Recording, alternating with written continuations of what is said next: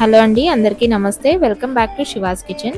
ఈరోజు వీడియోలో నేను టేస్టీ గులాబ్ జామున్ రెసిపీ చూపించబోతున్నాను. ఇది పిల్లల నుంచి పెద్దల వరకు అందరూ చాలా ఇష్టపడే స్వీట్ అండి. చాలా ఈజీగా కూడా తయారు చేసుకోవచ్చు.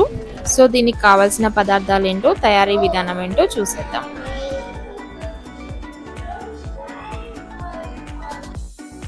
ముందుగా షుగర్ సిరప్ తయారు చేసుకోవాలి.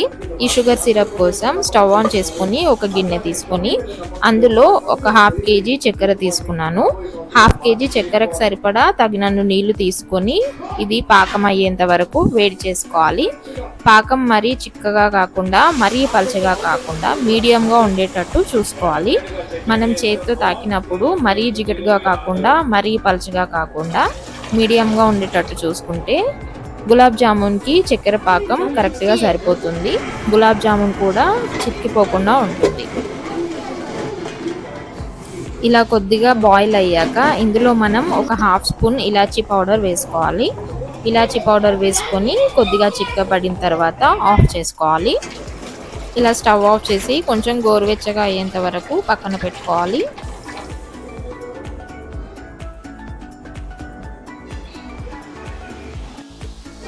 తర్వాత ఒక బౌల్ తీసుకుని అందులో మనం గులాబ్ జామున్ పౌడర్ని వేసుకోవాలి. నేను ఆశీర్వాద్ గులాబ్ జామున్ మిక్స్ని తీసుకున్నాను. ఇది 200 గ్రామ్స్ ప్యాక్ అండి. ఇది ఒక 34 గులాబ్ జామున్స్ వరకు అవుతాయి. ఇందులో మనం కావాల్సినంత కోవా లేదా కలాకండ్ కూడా వేసుకోవాలి. కలాకండ్ లేదా కోవా వేయడం వల్ల గులాబ్ జామున్కి చాలా మంచి ఫ్లేవర్ వస్తుంది. ఈ గులాబ్ జామున్ మిశ్రమాన్ని నేను పాలతో కలుపుకుంటున్నాను.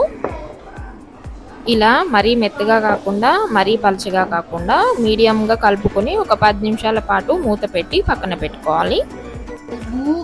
10 నిమిషాల తర్వాత చిన్న చిన్న ఉండలుగా చేసి ఒక ప్లేట్లో ఇలా పెట్టుకోవాలి.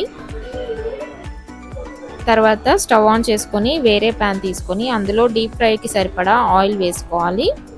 ఇలా డీప్ ఫ్రైకి సరిపడా ఆయిల్ తీసుకున్న తర్వాత ఇది మీడియం ఫ్లేమ్లో హీట్ చేసుకున్న తర్వాత ఒకసారి చెక్ చేసుకొని నూనె వేడయ్యాక ఇందులో మనం చేసి పెట్టుకున్న బాల్స్ని వేసుకోవాలి.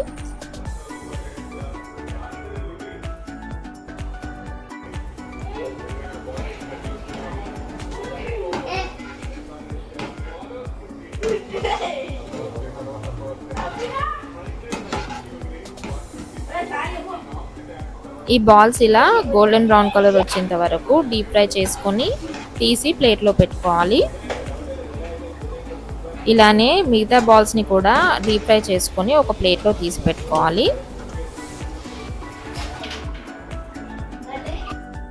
తర్వాత మనం ముందుగా ప్రిపేర్ చేసి పెట్టుకున్న షుగర్ సిరప్లో ఈ డీప్ ఫ్రై చేసుకున్న గులాబ్ జామున్ బాల్స్ అన్నిటిని వేసి ఒక 15 నిమిషాల పాటు నానబెట్టుకోవాలి. ఇలా ఒక 15 నిమిషాలు నానబెట్టిన తర్వాత ఈ సిరప్ అనేది గులాబ్ జామున్లోకి చాలా బాగా వెళ్తుంది. ఇలా ఒక 15 నిమిషాలు నానబెట్టుకున్న తర్వాత ఇది ఫ్రిడ్జ్లో పెట్టుకొని చిల్డ్గా కానీ లేదంటే వేడివేడిగా కానీ సర్వ్ చేసుకొని తినేసేయచ్చు. అంతేనండి, ఎంతో టేస్టీ అయిన గులాబ్ జామున్ రెసిపీ. ఈ వీడియో కనుక మీకు నచ్చినట్లయితే లైక్ చేయండి, షేర్ చేయండి, కామెంట్ చేయండి. మరిన్ని ఇంట్రెస్టింగ్ రెసిపీస్ కోసం మా శివాస్ కిచెన్ ఛానల్ని సబ్స్క్రైబ్ చేసుకోవడం మర్చిపోకండి. పక్కనే ఉన్న బెల్ ఐకాన్ నొక్కడం కూడా మర్చిపోకండి.